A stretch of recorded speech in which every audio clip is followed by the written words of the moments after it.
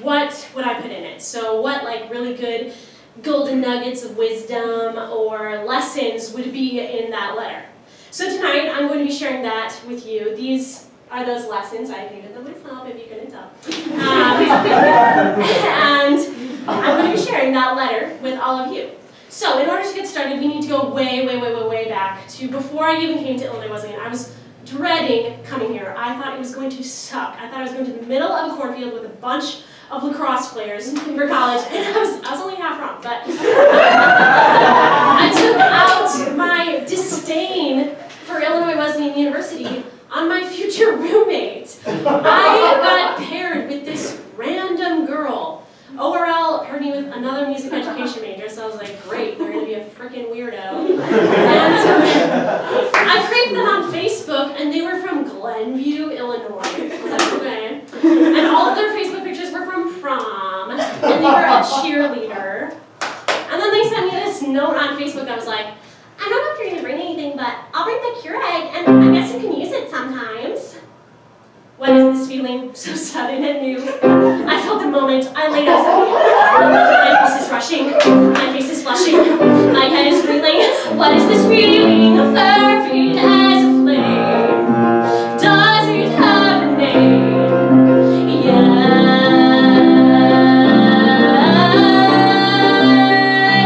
Loathing, unadulterated loathing. For your face, your hair, your clothing. Let's just say I loved it all.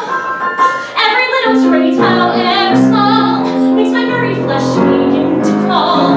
With simple other loathing, there's a strange exhilaration, which such total desiccation. It's so pure, so strong. Though I do admit it came on fast, still I do believe that it will last. And I will be loathing, loathing my whole life. But it turns out I didn't loathe her my whole life. We ended up being best friends, and we're still best friends, and we live together. And some of you guys know her. Her name is Minji.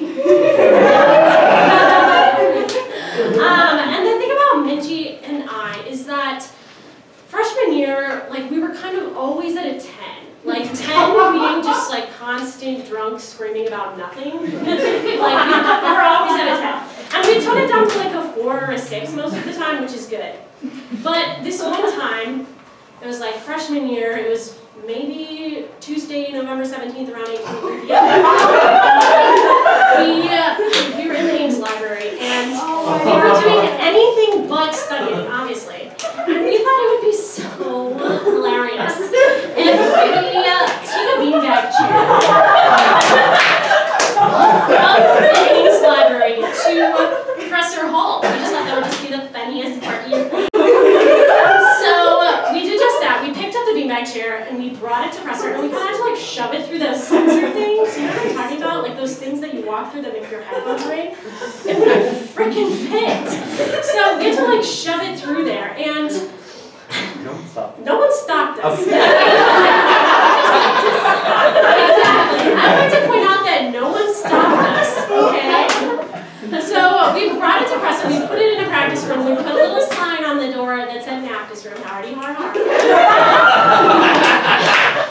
And of course, literally hours later, we got an email from Dean Darcy Grader, a woman whom I love and respect, that said she needed to see us immediately. So of course, the next day we go to her office, and us being the little shits we are, we were like, we don't even know why we're here. Did we get an award?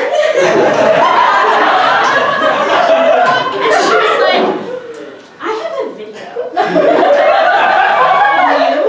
you taking a beanbag chair from the Ames library, and it is a crystal clear video. It is so clear. We zoomed in. Do you want to see the video? Do you want to see this video? And of course, I was really nervous and sweaty, so I said no. But that is one of my greatest regrets. I really, really want to see that video. So that brings us to lesson number 1. Say yes to seeing the video. And I know it doesn't seem like a big deal in the grand scheme of things, but if anybody has security footage from 2015, I really want to know. Anyway, I was so nervous at the time though. I was freaking out. I was profusely sweating. I couldn't even look her in the eye. I mean, she thought she was going to call the police on us. A felony?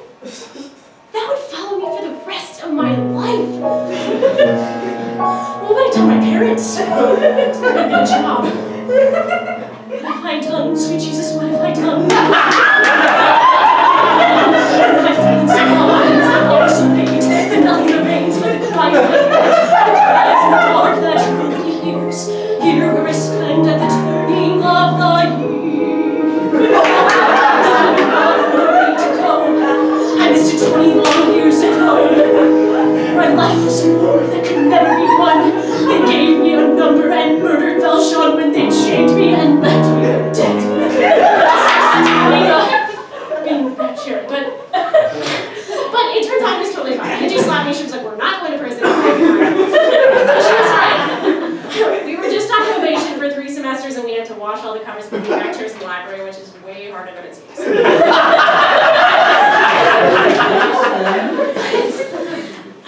thing about college is that college is so much fun, right? Like, college it can be so much fun, but it's also so stressful. It's so stressful, right? Like, yes, Chris, you're losing your mind. You're going crazy. I mean, people send you so many emails a day. Like, I don't know how to tell Tony Bankson that I'm never going to go to a sporting event. Like, stop sending that. I mean, people send you so many emails. You're like an email dumpster.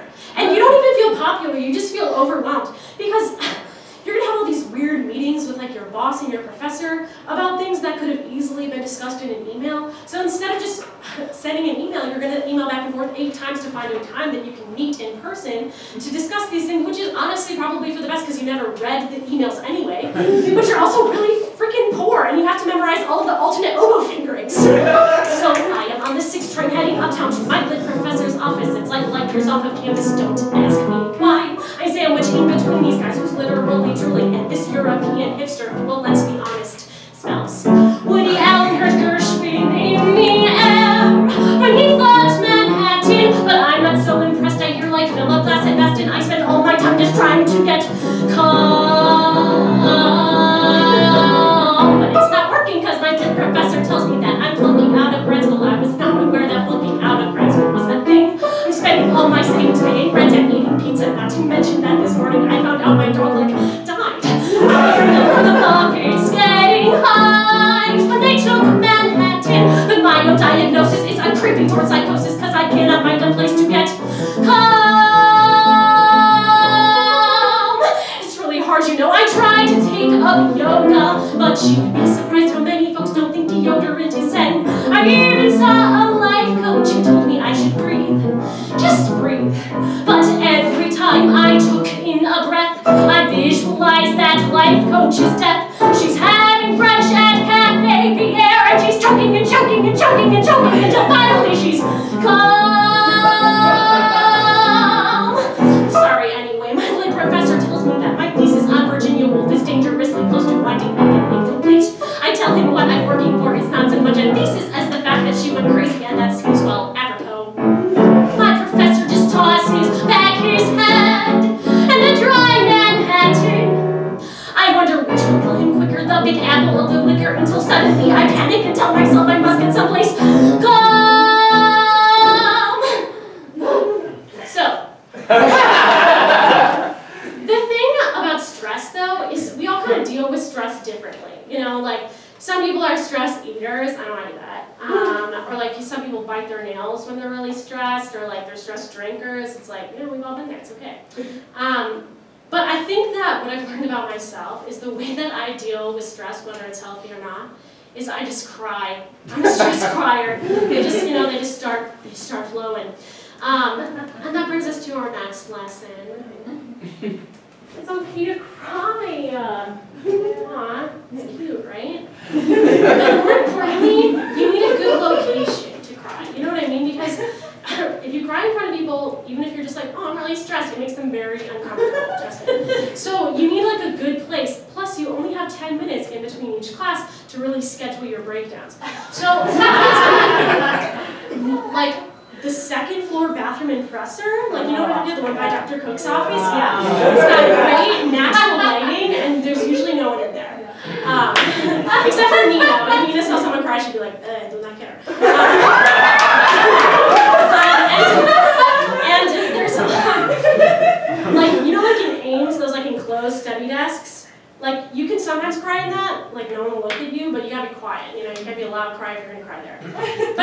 the #1 location on campus to cry is choir. Yeah, we've all done it, yeah. Because it's perfect. It's an hour and 15 minutes, so you have a full, like a nice long time to just really let it all out. And no one's looking at you, everyone's looking straight ahead. So you're like alone, but you're not alone. And the only person that is looking at you is Dr. Ferguson. And he doesn't care if you're crying. As long as you have a nice, tall, church eval, you can just let the tears flow, just let it all out. Now you say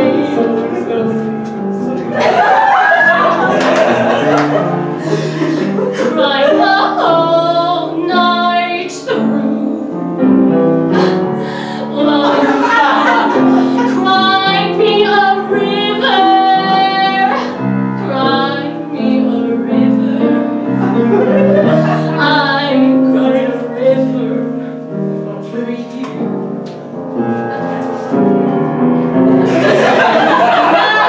Now you say you're sorry.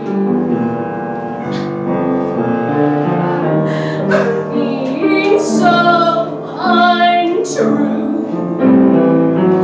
Well, you can cry me a river. Cry me a river.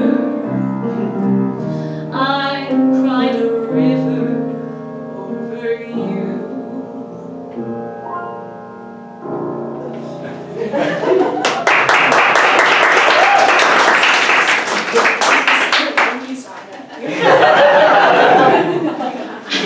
Oh my god, I just hit my tooth.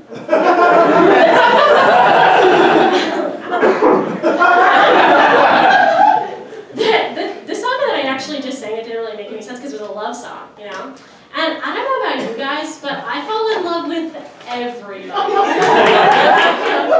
time. Like anybody I meet. Actually, I take that back. I don't have to meet them. I don't have to know their name or anything about them, but I'm ready to marry them. You know what I mean? Like, they don't even have to like girls. It happens. It happens.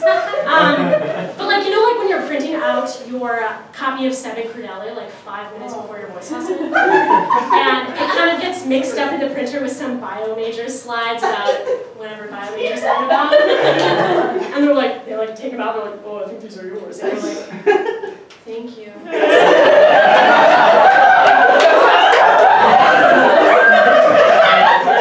gonna get married.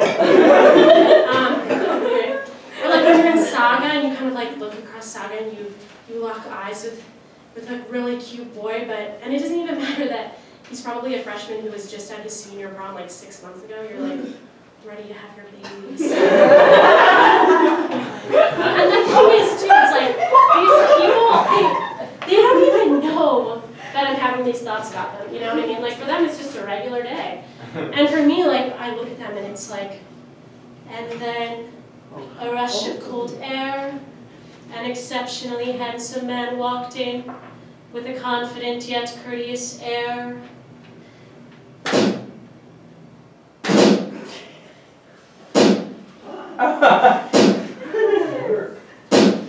This was Helene's brother, and tall Craggins. He moved with a swagger that would have been ridiculous had he not been so good looking.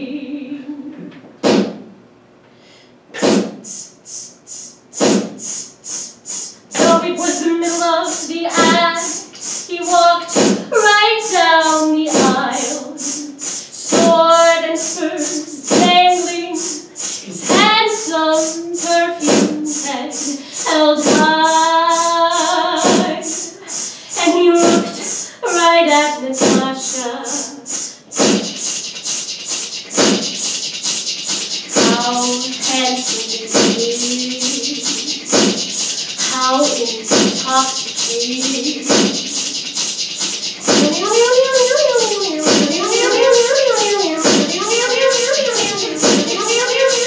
I surround Jen and our eyes.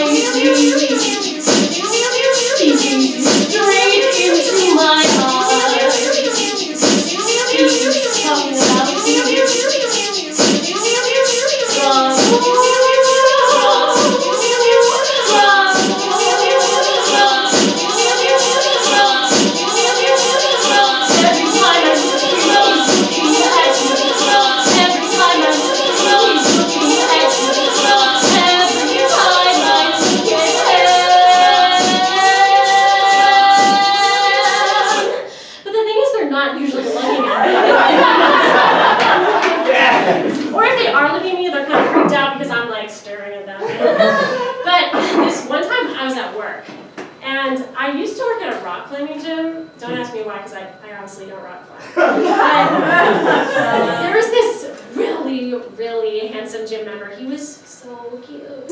And he always came in when I was working, and he would be doing like these cat-cow stretches. You know what I mean? Like cat-cow, cat-cow. And he did them all the time. I was like worried about his back, but I was just kind of be like staring at him drooling.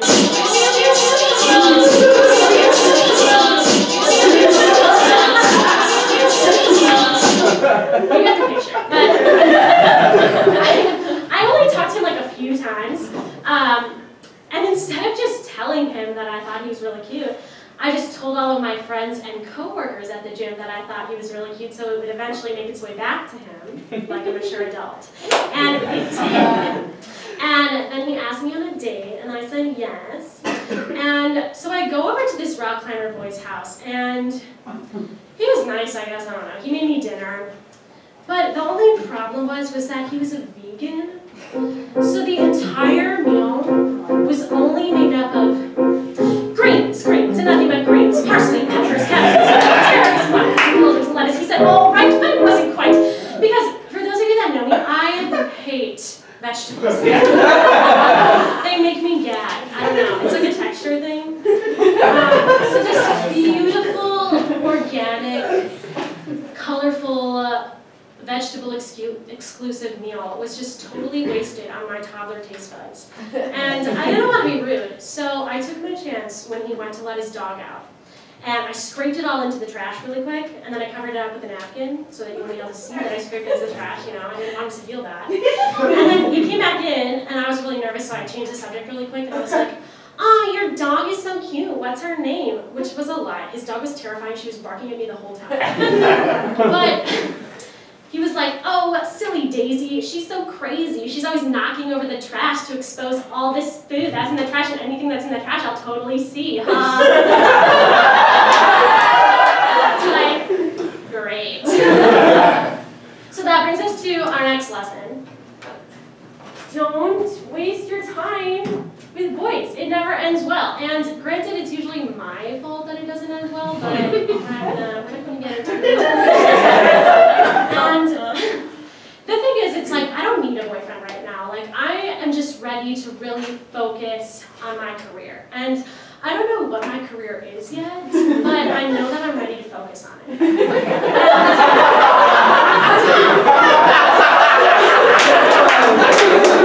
And Dr. Kahn is always, because I'm very open-minded, I'm open to trying a lot of different things. And Dr. Kahn is always telling me that I should try stand-up comedy. And I'm like, it's just like there's so much more to stand-up comedy than just being funny. You have to be able to like work a crowd and have like a really solid set and be able to deal with stuff like hecklers and blah, blah, blah, blah, blah. And I honestly don't think that I'm ever going to pursue stand-up comedy. But I thought, you know, as far as hecklers go, I think that I would be an expert in handling hecklers because I don't know if any of you guys have ever tried to teach 5th graders how to play the recorder. Like the recorder, the musical instrument in music class, but they will straight up boo you on the stage. They'll come at any part of your life, your personal life, your appearance, anything about you, to make sure that you don't actually teach the recorder and that you feel very insecure about yourself. So the thing about teaching, I am a music education major, in case you didn't know. So I spent a semester student teaching full time. Like I didn't go to any classes, I just went to school and I taught every day. And the thing about teaching is everybody's like, it's going to be so magical. And you're changing lives. Sometimes, you know, sometimes it's fun, right? But I would say most of the time, it went something a little more like this. Oh. A deer, a female deer, rain, a drop of golden sun. He's a name, a cause, a long way to run. So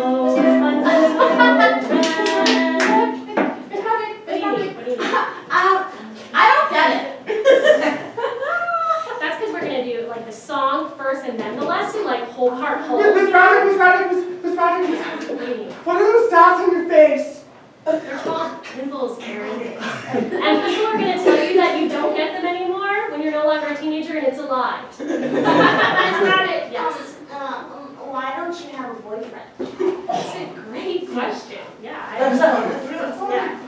Ms. Broderick, how do you plan on paying off your student loans? You're gonna have a lot, and my mommy says that teachers in Illinois only get paid $3 a day. Another great question. Kids are just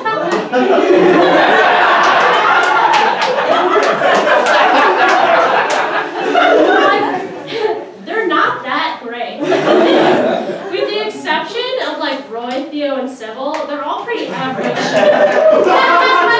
The sooner that we learn that, the better place this world will be. But honestly, your ego always bounces back pretty quick when you remember that they're 10, right? But sometimes people your own age don't like you, right? Or your professors don't like you. And that always hurts a little bit more because they have fine motor skills. So you're like, these people know what they're talking about. I think that one of the greatest things that I've learned is that time spent thinking about what other people think of you is wasted time, right? Because no one really cares. If you want to wear the space buns and the fur coat to class, you should do it. Because not only are people not going to care, they're not even going to notice. So that brings us to our next lesson. Don't care what people think about you. Because some people are going to love you. Some people are going to really, really hate you. And the other 99% of people, we're never thinking about you anyway. It's true. I got me 10 fine toes to wiggle in the sand. Lots of idle fingers snapped to my command. A lovely pair of heels that kicked to beat the band. Contemplating in nature can be fascinating. Add to these a nose that I can thumb and a mouth by gum. Have I'll tell the whole darn world if they don't. I'm gonna like it, deal me out. Thank you, kindly pass me by. I got me too. Pass me by. If you don't, I'm gonna like it, pass me by. I got me two fine shoes that never saw a shine. Trousers you can hang up on the laundry line. A lovely patch that hides an awful lot of spine.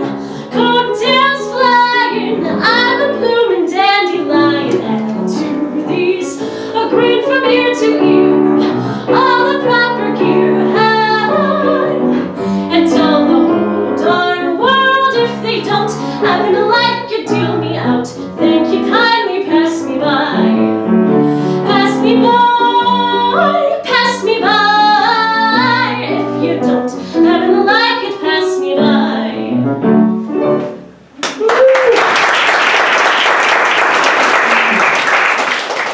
So, I don't think that I could put all of the things that I have learned at Illinois Wesleyan into a letter. It would just be too long, you know what I mean? And also, I can't even write a 6-page paper, let's be real. So, I think that if I could try, though, it would probably go something like this. Dear Brigid, please do not dye your hair that weird red color and let Kelly cut your bangs in the first bathroom. You're going to regret it so much. Also, just because a boy tells you that you're pretty doesn't mean you have to have sex with him. Surprise. Also, if you could please get better at the piano, please do, because your 8th graders are going to be so mean to you when you fuck up playing their parts during rehearsal. So just practice like 5 more minutes a day, you know what I mean? I know that it seems like a lot, but just write it all down and you're gonna be fine. At Illinois Wesleyan, you're gonna meet some of the most incredible people. They're gonna shape you into the person that you are today, and some of those people are gonna be your very best friends who are gonna be supportive of you even when you don't deserve it. And they're going to be there for you even when you think you really can't go on, and when you're on the mountaintop. So cherish every single moment that you have with them. It all goes by so fast.